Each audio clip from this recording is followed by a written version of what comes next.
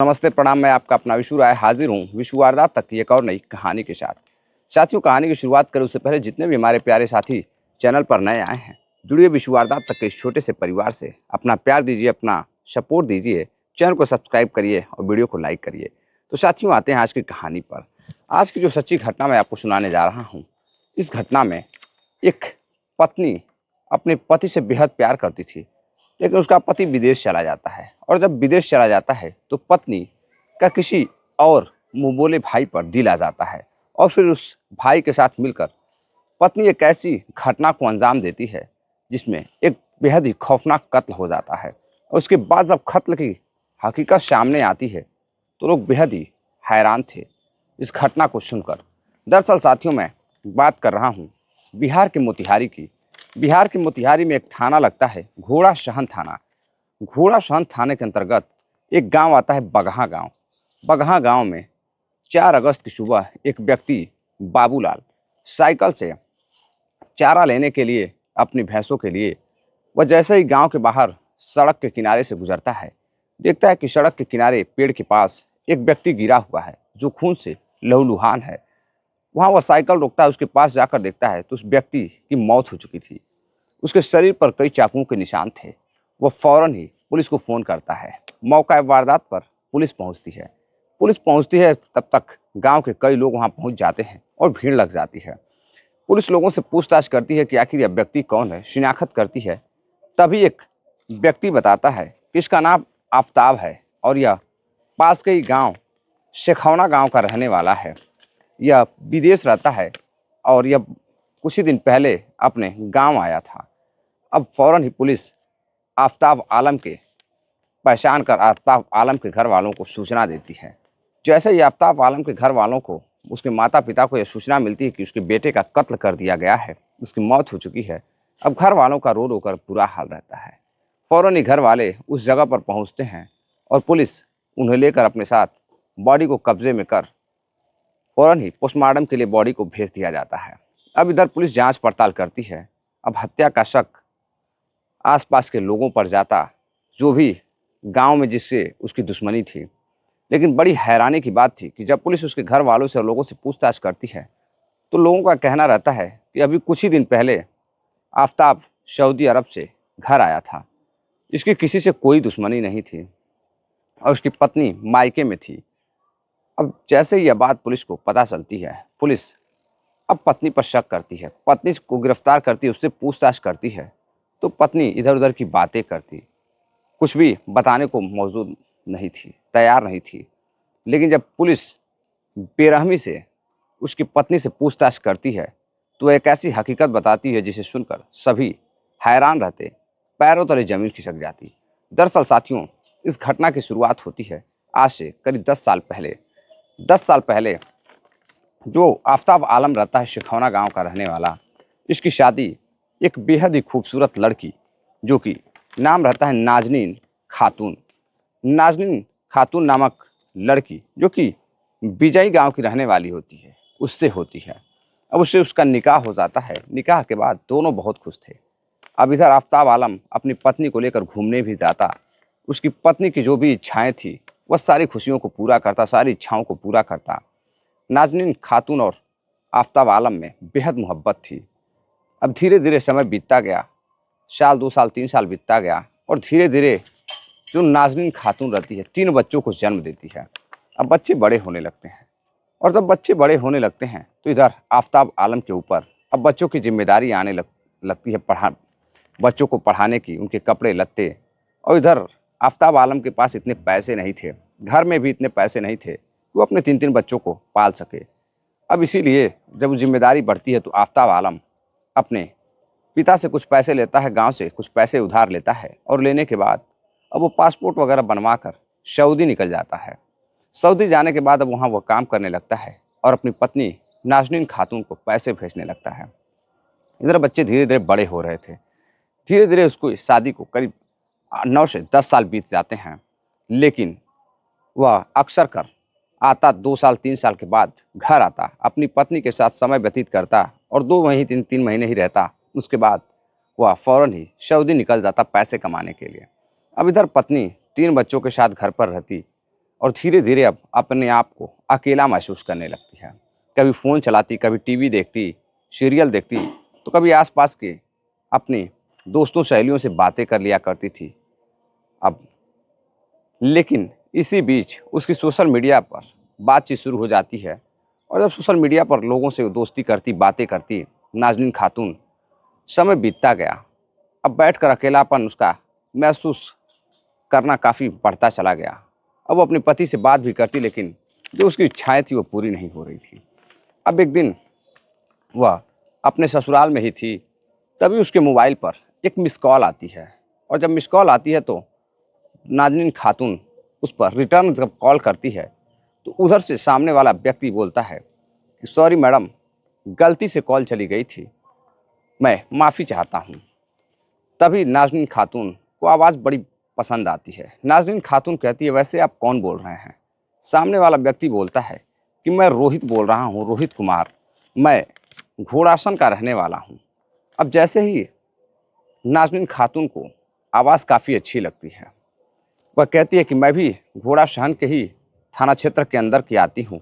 मेरा भी गाँव यहीं बिजई गाँव है, वहीं मेरा मायका है, और मैं ससुराल में अपने बच्चों के साथ रहती हूँ। अब नाज़नीन खातून उससे बातचीत शुरू कर देती है। बातचीत करते-करते रोहित भी विवाहित रहता है।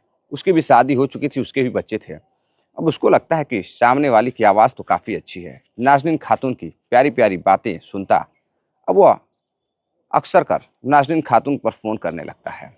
नाज़नीन खातून अकेलापन दूर करने के लिए रोहित से दोस्ती कर बैठती है, और जब रोहित से दोस्ती कर बैठती है, तब आए दिन अब दोनों की फ़ोन पर बातें होने लगती है। अब बातचीत करते-करते दोनों की दोस्ती इस कदर गहरी हो जाती है कि दोनों अब एक दूसरे पर अपना दिल हार जाते हैं। बात करते-करते न जाने दोनों कब एक दूसरे के इतने करीब आ जाते हैं कि दोनों एक दूसरे को दिल दे बैठते हैं। एक दूसरे से इस कदर चाहने लगते हैं कि अब दोनों मिलने के लिए बेकरार हो जाते हैं। अब एक दिन रोहित कहता है कि इसी तरह फ़ोन पर बातें करती रहोगी, या फिर किसी दिन मुझे समय निकाल कर दोगी। अब नाज़नीन खातून सोचती है कि ससुराल में तो उससे मिलना मुश्किल है।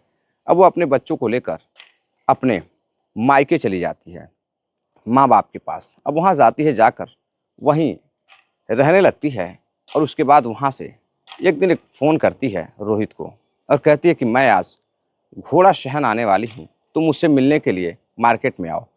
अब लड़का रोहित मार्केट में जाता है, और जैसे ही नाज़नीन खातून को देखता है, तो वह उसकी खूबसूरती पर फ़िदा हो जाता है। बेहद ही खूबसूरत नाज़नीन खातून को देखकर अब वो उसे और चाहने लगता है। अब उसकी चाहत बढ़ने लगती है।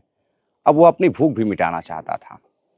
अब उससे बातचीत करता है, एक रेस्टोरेंट पर ले जाता है, ले जाकर नाश्ता वगैरह कराता है, बातचीत करता है, और वह उससे कहता है कि वह उससे बहुत प्यार करने लगा है।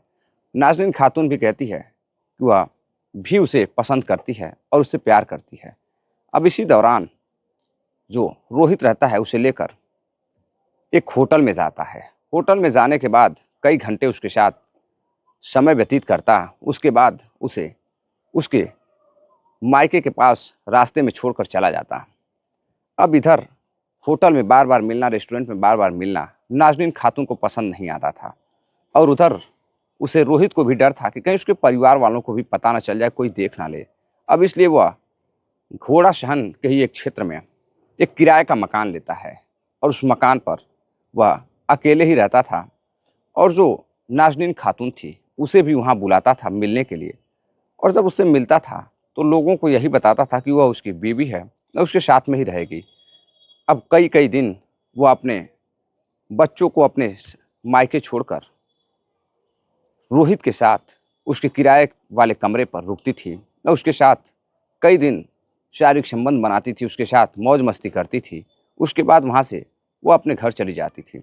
जब मायके जाती थी तो लोगों को बताती थी कि वह ससुराल गई थी, और जब ससुराल रहती थी तो ससुराल वाले कहीं जाने नहीं देते थे, तो फिर से मायके चली जाती थी।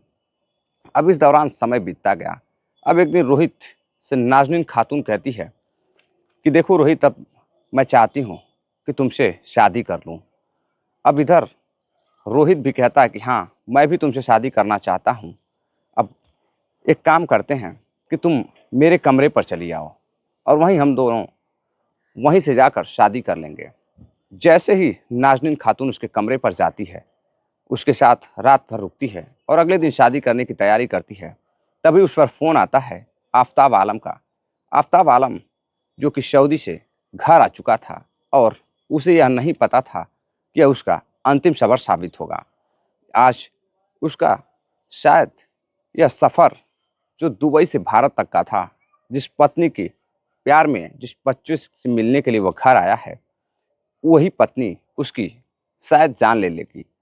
अब इधर सऊदी से आया हुआ आफ़ताब आलम अपने बच्चों से अपनी पत्नी से मिलने के लिए बेकरार था। वो अपनी पत्नी नाज़नीन खातून को फ़ोन करता है और कहता है कि तुम कहाँ हो? मैं तुम्हारे मायके आया हुआ हूँ, पता चला है तुम कहीं गई हो। अब इधर वह डर जाती है। अब डरने के बाद रोहित से कहती है कि मेरा पति घर आ गया है, मुझे बिना बताए, मैं जा रही हूँ, बहुत जल्द आऊँगी। अब वहाँ से वह निकलती है घाट घोड़ा शहन से और अपने मायके जाती है। मायके जाने के बाद वह बताती है कि वो अपने दोस्त के घर गई थी। अब इधर अपने पत्नी को देखकर आफ़ताब आलम बेहद खुश होता है, अपने बच्चों से मिलता है और कुछ सामान लाया रहता है, वो देने के बाद अपनी पत्नी से कहता है कि तैयार हो जाओ, घर चलना है, माँ-बाप भी, मेरे बाबूजी भी इंतज़ार कर रहे हैं। अब इधर जो नाज़नीन खातून होती है वह तैयार होती है। तैयार होने के बाद वह कहती है कि एक काम करो कि कल चलते हैं। लेकिन आफ़ताब आलम कहता है कि नहीं, मैं आज ही आया हूँ और तुम्हें लेने के लिए आया हूँ। क्या तुम्हें मुझसे इतनी भी मोहब्बत नहीं है कि तुम मेरे साथ घर जाने के लिए आज तैयार हो जाओ? अब तरह-तरह की दोनों में बातें होती हैं। अब इधर नाज़नीन खातून तैयार हो जाती है। उधर वह शादी की तैयारी रोहित कर रहा था और नाज़नीन खातून अब तैयार होने के बाद बच्चों को लेकर अपने ससुराल जाती है। ससुराल जाने के बाद 3 से 4 दिन गुज़रते हैं।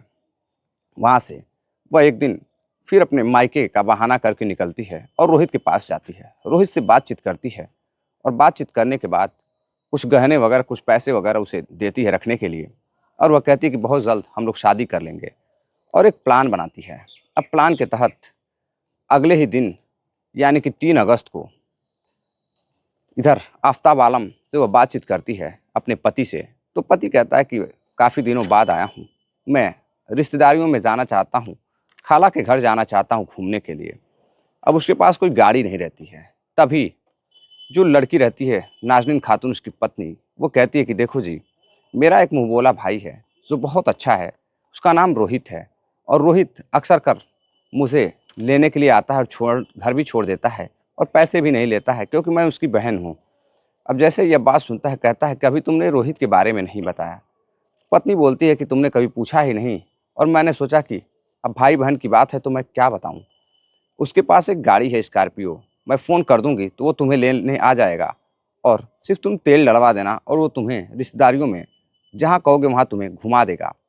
अब अगले ही दिन 3 अगस्त को वो फ़ोन कर रोहित को बुलाती है। रोहित घर आता है और घर आने के बाद रोहित के साथ वह आफ़ताब आलम घूमने के लिए निकलता है और जैसे ही कुछ दूर जाता है, करीब रात 8 बज रहे थे, सुनसान रास्ता मिलता है बगहा गाँव के पास, तो वहाँ वह किसी बहाने से शराब की पार्टी करता है और करने के बाद चाकू से उसका गला रेत कर हत्या कर देता है और उसके हाथों पे, पैर पे, शरीर के कई जगह जख्म के निशान देता है, ईंट पत्थर से कूचता है। जब उसे लगता है कि नहीं, अब आफ़ताब आलम की मौत हो चुकी है, आफ़ताब आलम मर चुका है, तो वह उसे वहीं फेंक कर और वहाँ से फरार हो जाता है। अब इधर जब अगले दिन लाश मिलती है, पत्नी से पूछताछ होती है, तो पत्नी बताती है कि वह घोड़ा-सहन एक रिश्तेदार के यहाँ गए हुए थे, बाकी मुझे कुछ पता नहीं है। अब पत्नी का रो-रो कर बुरा हाल रहता है। लेकिन तभी पुलिस जाँच-पड़ताल जब करती है, उसके पिता से पूछताछ करती है, तो उसका पिता बताता है कि रोहित नाम का एक व्यक्ति उसे लेने के लिए आया था, उसी के साथ वो गया हुआ था। शायद उसी ने उसकी हत्या की होगी क्योंकि वो अक्सर मेरी बहू के साथ घूमता था, उसे लेने के लिए आता था और बहू का मुँहबोला भाई भी लगता है। लेकिन पुलिस का अब शक पूरा गहराता है उसकी पत्नी पर। पुलिस कॉल डिटेल्स निकालती है उसकी पत्नी की, तो पता चलता है कि जिस दिन कत्ल हुआ था, उस दिन उसकी कत्ल के बाद उस रात करीब 10 से 11 बजे घंटों तक रोहित की और उसकी पत्नी से बातचीत हुई थी। अब पुलिस जब रोहित की पत्नी को गिरफ्तार करती है, तो उसकी पत्नी सारी हकीकत बताती है। वो बताती है कि दोनों शादी करना चाहते थे और रास्ते में उसका पति अचानक सऊदी अरब से आ जाता है और उसके विवाह करने में वह बाधा बनने लगता है। इसलिए दोनों ने मिलकर एक साजिश के तहत उसके यानी कि अपने प्रेमी के साथ मिलकर अपने ही पति आफताब आलम की हत्या करवा देती है। अब पुलिस इसे गिरफ्तार करती है, रोहित को और रोहित के पत्नी को हत्या के जुर्म में गिरफ्तार कर दोनों को साथियों जेल भेज देती है। लेकिन अब 3 मासूम बच्चियां, अब वो किसके साथ रहेंगी? इधर उसे ना प्रेमी नसीब होता है, ना पति नसीब होता है। अब उसकी पूरी ज़िंदगी जेल में कटेगी। तो साथियों, ये थी पूरी कहानी एक अय्याश औरत की, जिसने अपने अय्याशी के चलते अपने पूरे परिवार को, अपने ही नहीं बल्कि 2-2 परिवार को तबाह कर दिया। रोहित का परिवार अलग तबाह हो गया, बर्बाद हो गया, और इधर आफताब आलम का परिवार अलग बर्बाद हो गया। एक पिता और एक माँ ने अपने बेटे को खो दिया एक अय्याश औरत के, चरित्रहीन औरत के चक्कर में। तो साथियों, ये थी कहानी। इस घटनाक्रम को सुनाने का उद्देश्य आपको जागरूक करना है, किसी को हैरान करना या परेशान करना नहीं है। चलते चलते कुछ साथियों ने कमेंट किया है। सतीश मदेशिया हैं, उत्तर प्रदेश मऊ के रहने वाले हैं। पंकज सिंह है, उत्तर प्रदेश मऊ के रहने वाले हैं। सोहन लाल सेठिया ब्यावर राजस्थान से रोज़ाना हमारी कहानी को देखते हैं, प्यार सपोर्ट करते हैं। और प्रांशु प्रताप सिंह उत्तर प्रदेश लखनऊ के रहने वाले हैं। फैज़ल खान भाई हैं, अजमेर के रहने वाले हैं। शाहिल खान हैं, उत्तर प्रदेश वाराणसी के रहने वाले हैं। आप सभी साथियों का बहुत बहुत धन्यवाद। तो आप इतना प्यार देते हैं, सपोर्ट देते हैं। साथियों, इसी तरह अपना प्यार सपोर्ट बनाए रखिएगा, ताकि आप जब कमेंट करते हैं, अपना प्यार देते हैं, लाइक करते हैं, शेयर करते हैं, तो मुझे मोटिवेशन मिलता है और मैं आपके लिए बेहतर से बेहतर, अच्छी से अच्छी कहानियाँ लेकर आता हूँ और नए नए अंदाज में सुनाने की आपको कोशिश करता हूँ, ताकि आपको भी अच्छा लगे और आप कुछ सीख सकें। तो साथियों, मिलते हैं एक और नई कहानी के साथ। अपना ख्याल रखिएगा। जय हिंद, नमस्कार।